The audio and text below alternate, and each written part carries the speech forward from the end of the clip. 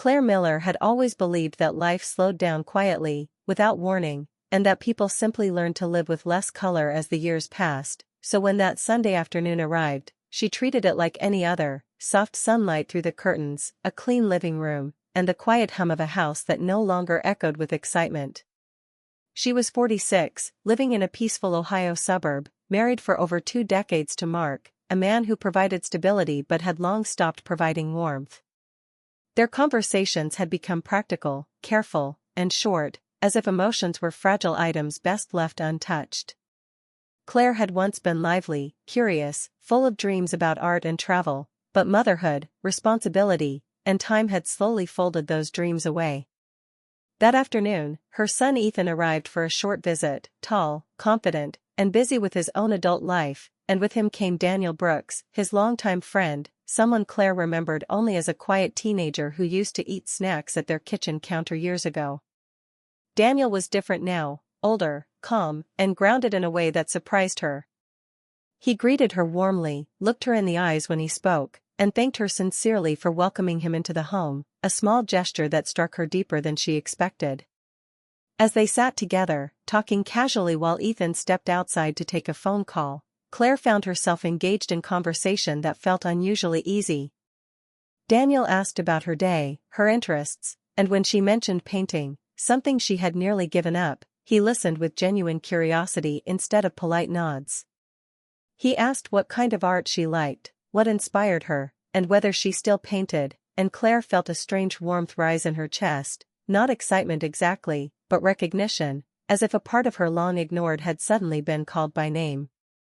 She laughed more than she had in years, surprised by the sound of it, surprised by herself. Daniel shared stories about his life after college, the uncertainty of trying to find direction, the pressure to succeed, and the fear of disappointing others, and Claire saw in him a familiar restlessness she had once known. There was nothing improper in his words or actions, yet the atmosphere shifted quietly, not loudly enough to alarm her, but just enough to feel different. When Mark briefly entered the room, distracted and tired from work, he exchanged quick greetings and retreated to his office, barely noticing the energy between them, and Claire felt an unexpected ache, not desire, but sadness, at how invisible she had become in her own marriage. As the afternoon stretched on, the conversation flowed without effort, jumping from memories to hopes to simple jokes, and Claire realized how long it had been since anyone had spoken to her without rushing, without checking a phone, without mentally leaving the room. When Ethan returned, the moment softened, but something had already settled inside her, something quiet and unsettling. After Daniel and Ethan left, the house felt heavier than before, the silence no longer neutral but sharp, pressing against her thoughts. She moved through her evening routine with unease, replaying small moments she told herself meant nothing, the way Daniel smiled when she spoke, the respect in his tone, the calm presence that made her feel both comforted and confused. She scolded herself for reading into harmless kindness, reminding herself that she was a wife, a mother, a grown woman who should know better than to feel stirred by attention. Yet when she lay in bed that night, staring at the ceiling beside a husband already asleep, she couldn't escape the truth that had quietly revealed itself: something inside her had been missing for a very long time, and that afternoon had touched it without meaning to. She did not want to cross any lines, did not want to invite trouble into her life, but she could not deny the sudden awareness of her own loneliness, an awareness that felt like both a warning and a wake-up call. Claire closed her eyes, telling herself the feeling would fade, that it was only a moment, only a reminder of youth, but deep down she sensed this was not just a passing thought, it was the beginning of a question she had avoided asking for years, and she had no idea where the answer might lead. After that first Sunday, Daniel began visiting more often, always under the guise of helping Ethan or stopping by to return something he had borrowed, but each visit carried an unexpected weight that Claire could not ignore. At first, she told herself it was harmless: he was her son's friend, polite and considerate, and she had nothing to worry about. Yet, every time he came over, their conversations grew longer, deeper, more personal, and Claire found herself opening up in ways she had forgotten she could. They would sit in the kitchen over coffee, talking about her old dreams of painting, the books she loved, and the small regrets she had tucked away, and Daniel listened intently, asking questions that made her reflect, laugh, and sometimes feel vulnerable in ways that were both thrilling and frightening. He shared his own uncertainties about work, life, and relationships, admitting how lost he sometimes felt, and Claire could not help but feel a kinship with him, a connection she had not realized she craved. Meanwhile, Mark continued his quiet routine, coming home late, speaking little, and showing no curiosity about Claire's inner life, which made Daniel's attention feel even more intense, though she scolded herself for enjoying it. One rainy evening, the power went out during one of Daniel's visits, and they lit candles, the soft glow creating an intimate atmosphere that neither had expected. Sitting across from him, Claire felt an undeniable tension, a mix of excitement and fear, as though the air itself had thickened. They spoke softly, laughed quietly, and shared thoughts that were usually reserved for someone closer, and when their hands brushed by accident, the contact sent a jolt through Claire that she could not explain. Both immediately pulled back, a silent acknowledgement of the boundary they were approaching, but neither could deny the electricity between them.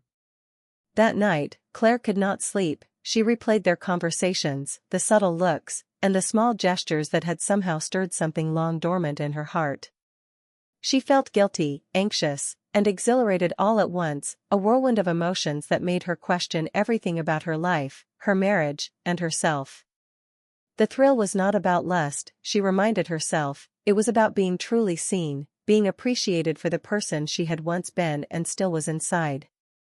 Each subsequent visit by Daniel was colored by this new awareness, a delicate dance of connection and restraint, as he too seemed to navigate his growing respect and unspoken understanding of her loneliness. Claire began to dress more carefully when he came over, though she denied it to herself, and she noticed the way her own heart raced during their conversations, how her voice softened unconsciously, how she lingered on the sound of his laughter. She began keeping track of small moments, tiny gestures that made her feel alive, moments she had long stopped noticing in daily life, and yet every time, she reminded herself firmly that she must not let anything cross the line. The days blurred into weeks, each filled with casual meetings, innocent conversations, and the subtle thrill of mutual understanding that no one else seemed to notice. Claire was aware that what she was feeling was dangerous, not in the sense of Daniel being inappropriate, but in how it awakened desires for connection, intimacy, and attention she had long suppressed. She could feel herself becoming more alive, more aware of the present, and at the same time, more aware of the emptiness that had quietly built up in her marriage over the years.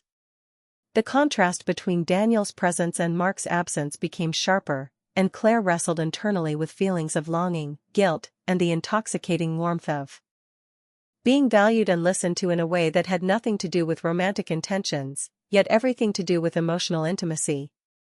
One evening, as rain continued to fall against the windows, the air between them thick with unspoken tension, Daniel's calm, patient demeanor felt like a lifeline, a small anchor in a life that had grown routine and gray.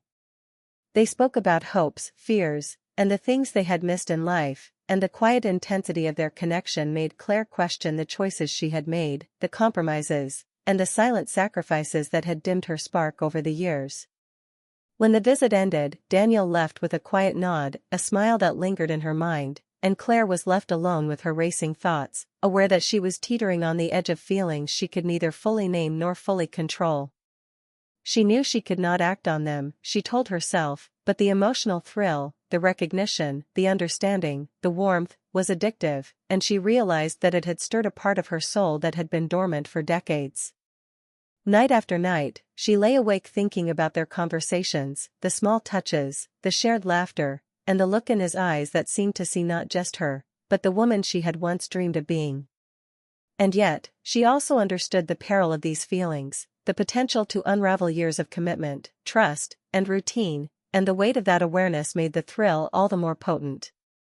Every word he spoke, every gesture, every moment of shared silence, felt like a spark in her chest, awakening both longing and fear, and Claire realized that she was no longer simply a bystander in her own emotional life, she was awake, alert, and feeling more vividly than she had in years, all because of the quiet, steady presence of her son's friend, Daniel. The tension between Claire and Daniel grew with every visit, each meeting filled with small gestures, lingering glances, and conversations that skirted the edge of personal without ever crossing into impropriety. and Claire found herself caught in a whirlwind of emotions she could neither name nor control, realizing that the thrill she felt was not about desire alone but about being truly seen, appreciated, and understood after years of quiet loneliness in her marriage. She noticed herself anticipating Daniel's visits, arranging her schedule, and even thinking carefully about what to wear, though she chastised herself for it, telling herself she was only being polite and welcoming. Daniel, for his part, began to show signs of restraint, sometimes arriving but leaving sooner than before, his polite smiles tinged with a quiet tension that mirrored her own inner struggle. One evening, as Claire poured them both a cup of tea, the rain pattering gently against the windows, Daniel spoke softly, his eyes serious. "Claire, I feel like we're treading a line we shouldn't. I respect you too much to cross it, and I care about Ethan too." Her heart tightened at his words, a mixture of relief, sadness, and something deeper she could not name, and she realized that despite the magnetic pull she felt toward him, the bond between them was dangerous in the way emotional intimacy often is. It awakened long-suppressed feelings, threatened her sense of self, and forced her to confront truths about her marriage she had avoided for years. Claire tried to speak, but her voice caught, and the silence between them was heavy yet tender, filled with unspoken understanding. They were acknowledging something powerful without acting on it, honoring boundaries while feeling the weight of what could have been. That night, she sat alone in her bedroom, staring at the ceiling, thinking about the life she had chosen, the routine she had fallen into, and the emptiness that had grown quietly in the spaces where love and attention had once lived. She realized that the attraction she felt to Daniel was not about him personally, but about what he represented, the chance to feel alive again, to reconnect with herself, to acknowledge desires and dreams that had been buried under years of responsibility, compromise, and emotional neglect. As she reflected, tears came easily, a mixture of regret, longing, and clarity, because she finally admitted to herself that she had been lonely long before Daniel had entered her life, and the spark between them had only illuminated a truth she had resisted seeing. The following days were both painful and enlightening. She noticed Mark's continued absence, his distracted focus on work, and the lack of emotional reciprocity in their marriage, and contrasted it with Daniel's attentiveness, his genuine listening, and the subtle way he made her feel valued and alive. Claire wrestled with guilt, chastising herself for feeling emotions that seemed inappropriate, yet she also knew she could not unfeel what she felt, nor should she entirely deny herself the awareness of her own needs. In private, she began journaling, writing down thoughts, emotions, and reflections that had accumulated over decades, and through this process, she discovered that the bond with Daniel, fleeting as it might be, was teaching her something essential, that she deserved to feel seen, heard, and appreciated, even if the person delivering that attention could never be part of her life in the way her heart longed for. Daniel, aware of the intensity of their connection, gradually started visiting less frequently, always polite, always careful, creating distance without words, and Claire noticed the subtle ache this absence caused, understanding that it was a measure of how alive she had felt in those moments of connection. She also realized that part of her longing was not about Daniel alone but about the emptiness in her marriage, and this awareness hit hard. The life she had built with Mark was comfortable but emotionally barren, a fact she could no longer ignore. The process of resisting the emotional temptation Daniel represented became a mirror for Claire's own internal journey. She was forced to confront unmet needs, unspoken dreams, and unacknowledged feelings, all while maintaining her integrity, respecting boundaries, and upholding her role as a mother and wife. Each interaction with Daniel, now more measured and cautious, carried the weight of all they had shared, the laughter, the deep conversations, the quiet understanding, and every moment reinforced the intensity of her internal conflict, the desire to feel alive versus the responsibility to maintain moral boundaries. Nights were sleepless, filled with reflection, as she asked herself questions she had long avoided. Was her marriage truly fulfilling? Was she denying herself happiness for comfort? Could she reclaim joy without betraying her family? The answers were not simple, and Claire found herself in a constant push and pull, balancing excitement with fear, longing with restraint, clarity with confusion.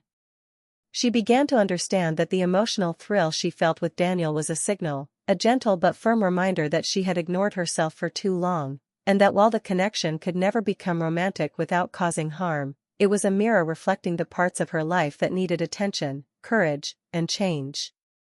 Daniel's restrained presence became a catalyst for reflection, making her assess her relationships, her choices, and the authenticity of her daily life, and through this, she discovered strength she had forgotten she possessed. By the time he quietly announced his intention to step back, to create distance for everyone's sake, Claire was filled with a mixture of sadness, gratitude, and relief. Sadness for the loss of the emotional intimacy that had illuminated her, gratitude for the awakening it had caused, and relief that boundaries had been respected, preventing irreversible consequences. Alone, she felt the weight of what she had learned, that thrill is not always betrayal, that emotional awakening can happen in unexpected places, and that the responsibility to herself and her family must be honored even as she acknowledges her own desires. Claire began to plan her next steps cautiously, considering conversations with Mark, exploring therapy, and allowing herself to feel again without guilt, understanding that the brief connection with Daniel, though never acted upon, had changed her profoundly. She realized that true growth sometimes comes from temptation not pursued, from awareness sparked by another, and from the courage to face one's own heart honestly. Each day following Daniel's retreat, she reflected on what she had learned about herself, her marriage, and her capacity for connection, knowing that her emotional life had been stirred awake and that the responsibility to nurture it lay with her alone. Claire understood that the experience, intense yet restrained, was a turning point, teaching her to listen to her feelings, honor her own needs, and confront uncomfortable truths with grace. She walked through her home with new awareness, noting the quiet corners where she had felt invisible, appreciating the warmth of memories she had made, and feeling a cautious optimism that life could regain depth, color, and emotional richness, even within the constraints of her existing relationships.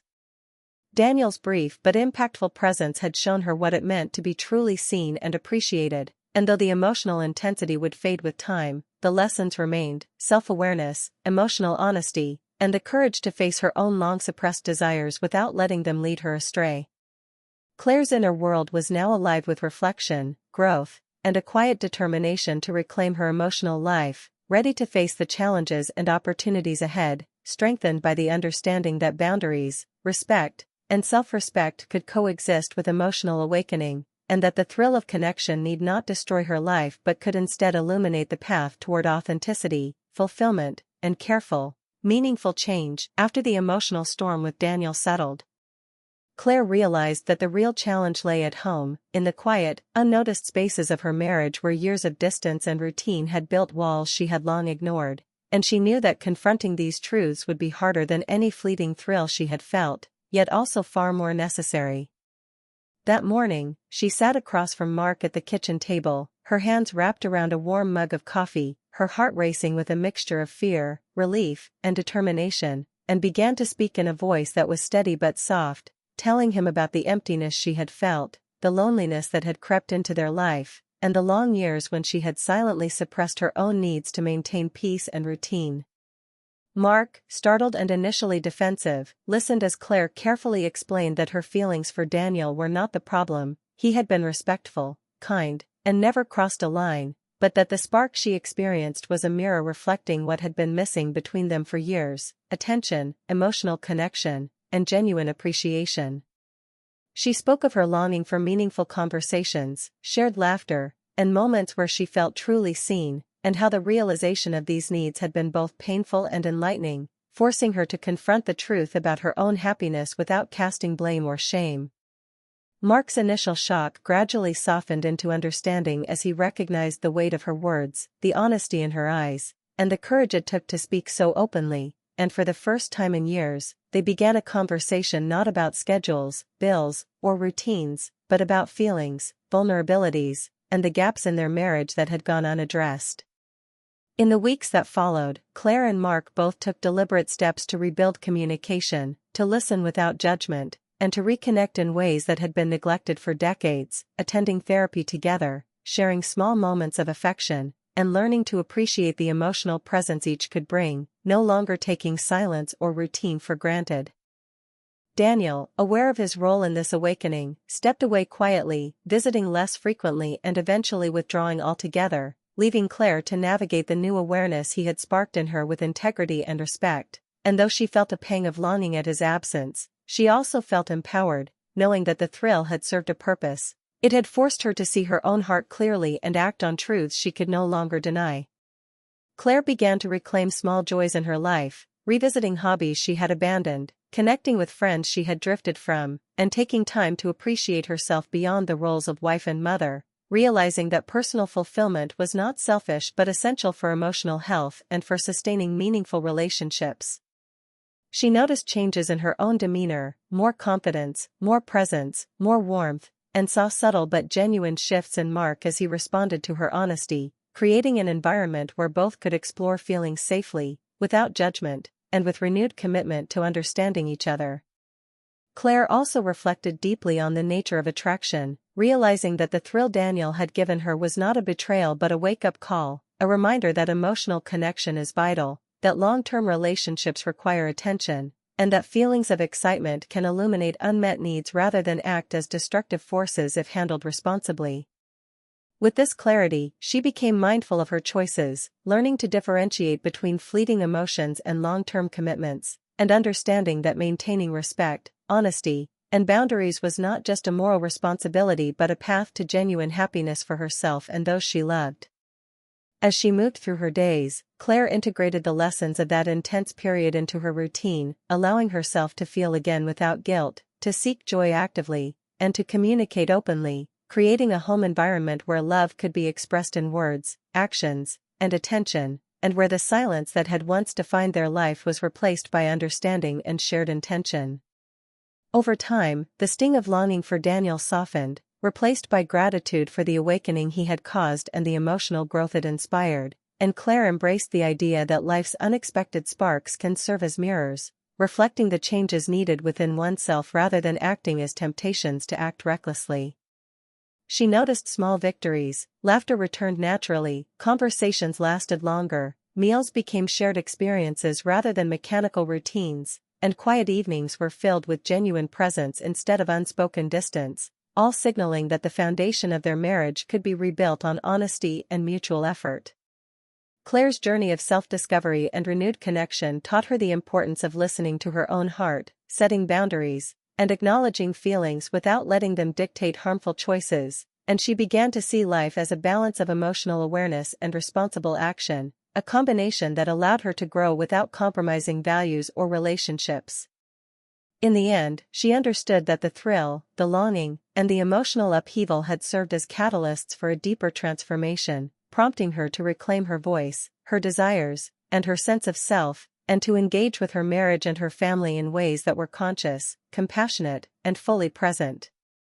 Standing by the window one evening, watching the sunset paint the sky with warm colors, Claire felt a sense of calm and strength she hadn't known in years, realizing that she could carry the memory of the spark Daniel had given her not as a secret burden, but as a lesson, that emotional awakening can happen unexpectedly, that growth requires honesty, and that true fulfillment comes from embracing life, love, and oneself with courage, respect, and mindful choice, ensuring that the story of her